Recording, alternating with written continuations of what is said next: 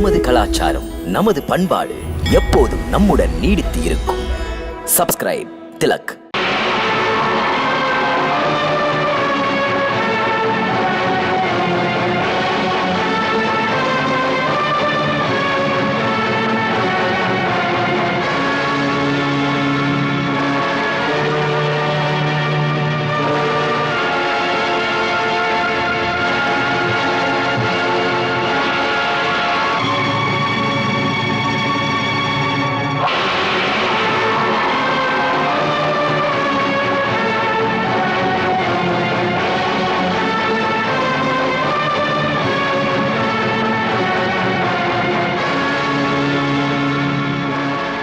தேவகி,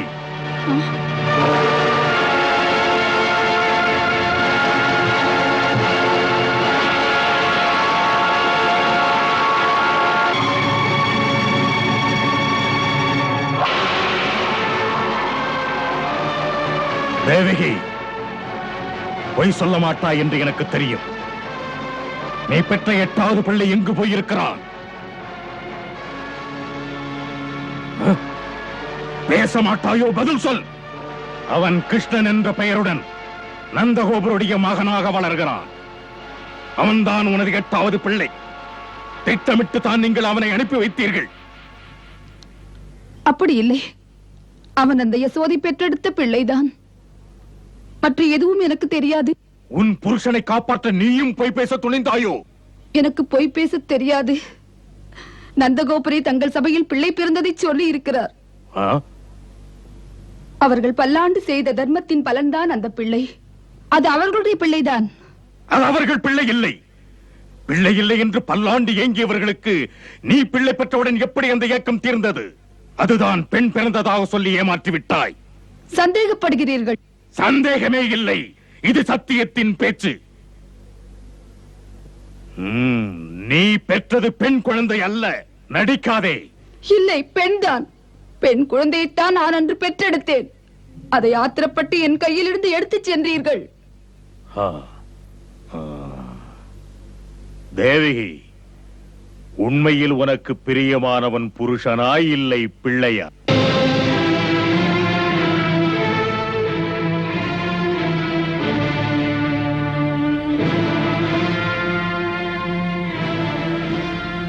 உண்மையில் உனக்கு பிரியமானவன் புருஷனாய் இல்லை பிள்ளையா? புருஷனா பிள்ளையா என்று கேட்கலாமா? பதில் தான் எனக்கு வேண்டும். பொய்யே இன்னும் தொடருமானால் பயங்கர விளைவுகள் ஏற்படும்.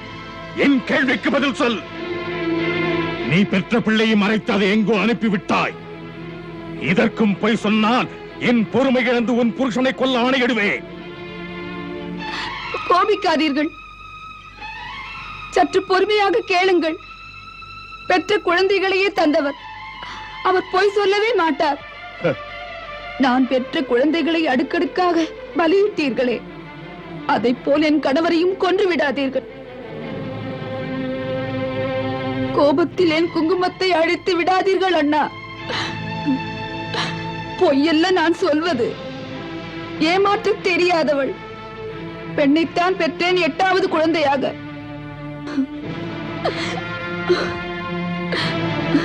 உங்கள் தங்கை உங்களிடம் பிச்சை கேட்கிறாள். அண்ணா, அவரை கொன்று விடாதீர்கள்.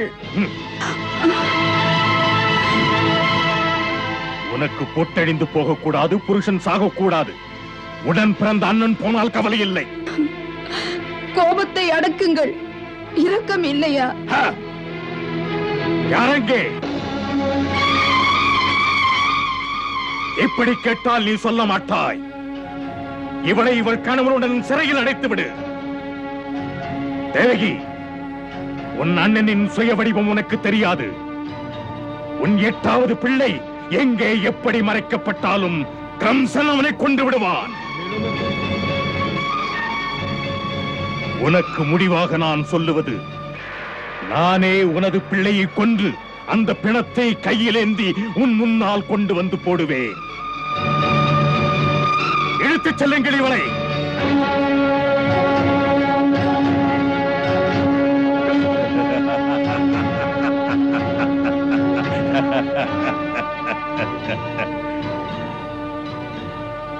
தேவகி, உனக்கு இன்னும் ஒரு வாய்ப்பு தருகிறேன். சிறைச்சாலையில் உன் கணவனிடம் பேசி உண்மையை சொல்லவை. உடனே உங்களுக்கு விடுதலை.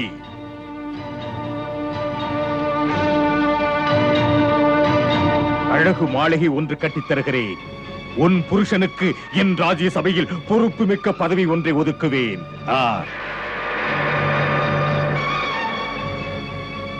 முடிவெடுக்க 1 மாதம் தவணை தருகிறேன். உண்மையை சொல்லாவிட்டால் கம்சனின் வாழ் கடும் பசி தீர சீறி சினந்து சீவிவிடும் உங்கள் தலைகளை. இழுத்துச் செல் இவளை, இழுத்துச் செல்.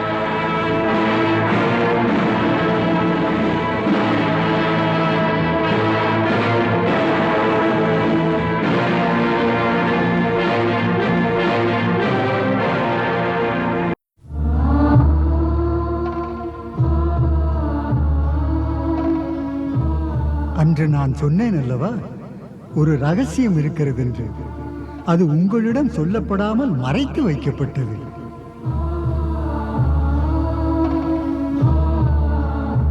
பரந்தாமனான இறைவன் தமது 8வது பிள்ளையாக அற்புதம் நிகழ்த்த வந்த பகவான் ஸ்ரீ கிருஷ்ணனின் திருமுகத்தை என் கண்ணால் கண்டு வந்தேன்.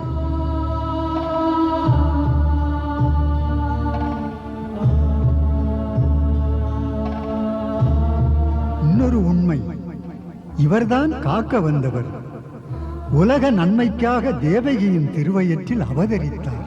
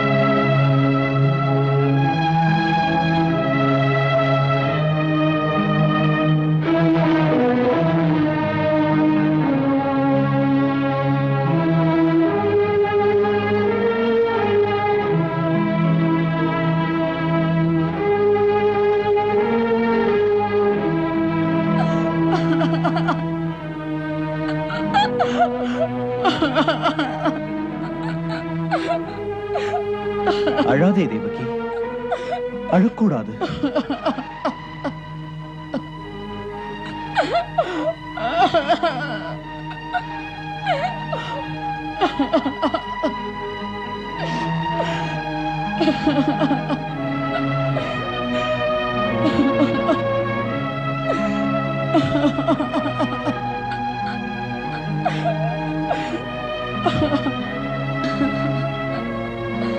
கலங்காதே தேவி, கலங்காதே. நீ கண்ணீர் விடுவதால் கதவுகள் திறக்காது. தைரியமாயிரு. துன்பங்கள் என்பது மனிதனுக்கு இறைவன் வைக்கும் பரீட்சை. பரீட்சை? பரீட்சை பாவிகளை விட்டுவிட்டு அப்பாவிகளுக்கு ஏன் வைக்கிறார்? அதிலும் ஓர் காரணம் இருக்கும். இல்லை, இப்படி சொல்லி சொல்லி என்னை ஏமாற்றாதீர்கள். நமக்கு மட்டும் துன்பங்கள் முடிவில்லாத தொடர்கதை. பாவி அண்ணனுக்கு நம் பிள்ளையை பற்றி ரகசியம் எல்லாம் புரிந்து விட்டது. அவன் கோகுலத்தில் இருப்பதாக. பயந்து விடாதே, அவனுக்கு வெறும் சந்தேகம்தான். அழாதே, அமைதியாயிரு. நம் பிள்ளைக்கு எதுவும் நேர்ந்து விடாது. என் பிள்ளையின் உயிருக்கு அண்ணன் விலை பேச அப்படி ஒரு நிலைமையில் எனக்கு அமைதி ஏது? புருஷர்களுக்கு பெற்றெடுத்த தாயின் உள்ளம் தெரியாது. அதனால் புருஷர்கள் கொள்கைக்காக எதையும் தியாகம் செய்ய தயங்குவதில்லை. பிள்ளையை பெற்ற தாயின் இதயமோ வேறெதையும் கேட்காது, அவள் பிள்ளையின் வாழ்வை தவிர. அந்த பாசத்தின் ஆழமே தெரியாத அண்ணனும் இருக்கிறார், இதயமே இல்லாதவன். பெண்களுக்கு அழகு பொறுமை என்பார்களே தேவகி. போதும், உங்கள் பாடங்களை கேட்கும் நேரம் இல்லை இது. பற்றி எரிகின்ற நேரத்தில் பாடங்கள் காதில் ஏறாது. பாவி அண்ணன் நம்மை பழி தீர்ப்பேன் என்று சொன்ன மொழிகளை கேட்டு என் பிள்ளையுடைய பிணத்தை தேவகி சிறையிலே கொண்டு போடுவேன் பார் என்று சொல்லி இருக்கிறார். சொன்னால் சொல்லட்டும், சொன்னபடி செய்யட்டும். ஆம், ஆண்மனம் கல்மனம் தானே. அமைதியாக எதையும் தாங்கிக் கொள்வீர்களே. உங்கள் பாசத்தை ஆழ புதைக்க தாங்கள் மரக்கட்டை போல் ஆகிவிட்டீர்களே. என்னை பொறுத்தவரை என்ன பாவம் செய்தேன்? என் விதி இப்படி ஏன் எழுதப்பட்டது? இப்படி ஏன் எழுதப்பட்டது? எழுதப்பட்டது ஏன்? பெண்களுக்குத்தான் எத்தனை அறியாமை. துன்பம் என்ற தராசில் தங்கள் வாழ்க்கையை எடை போட்டு விடிவு காலம் உண்டு என்பதை மறந்தே போய்விடுகிறார்கள். என் 6 பிள்ளைகளையும் பலி தந்தேன். 7வது பிள்ளையையும் அவன் பலியிடுவானே. தாம் இதையா விடிவு காலம் என்கிறீர்கள்?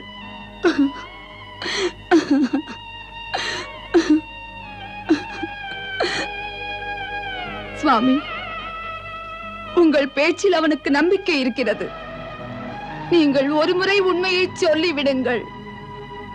இவள் பெற்ற 8வது குழந்தை பிள்ளை அல்ல என்று அண்ணன் நம்பி விடுவான். இல்லை என்றால் 7வதாக பெற்ற குழந்தையை 8வது பிள்ளை என்று நம்பி கொலை புரிந்து விடுவான் அண்ணன். இல்லை, அது என்னால் முடியாது. முடியாது தேவகி. சொல்லுங்கள், ஏன் முடியாது என்கிறீர்கள்? ஏனென்றால் உண்மை இல்லை. இல்லை என்கிறீர்களா? ஏன் அதை நீங்கள் சொல்லவே இல்லை? கடந்து போன நேரங்கள் அதற்கு இடம் கொடுக்கவில்லை தேவகி. தேவகி, உண்மையை கேள். உன்னுடைய 8வது பிள்ளை உயிரோடு இருக்கிறான். ஆம், உன் 8வது பிள்ளை உயிரோடு இருக்கிறான். ஆம் தேவகி, உன்னுடைய 8வது பிள்ளை உயிரோடு தான் இருக்கிறான். உன் 8வது குழந்தை அது பெண்ணல்ல, பெண்ணல்ல, அது பிள்ளைதான். அந்த பிள்ளைக்கு பெயர் கிருஷ்ணன். ஆம் தேவகி, அவனுக்கு பெயர் கிருஷ்ணன். மூத்தவன் பெயர் பலராமன், அவனுக்கு இளையவன் பெயர் கிருஷ்ணன். பலராமன், கிருஷ்ணன், பலராமன், கிருஷ்ணன்.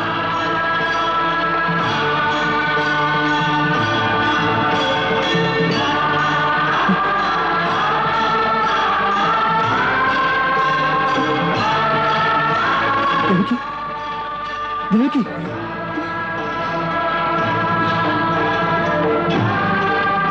தேவகி, தேவகி, தேவகி, என்னை பார், என்னை பார் தேவகி, தேவகி, என்னை பார் தேவகி, தேவகி, தேவகி, தேவகி, தேவகி.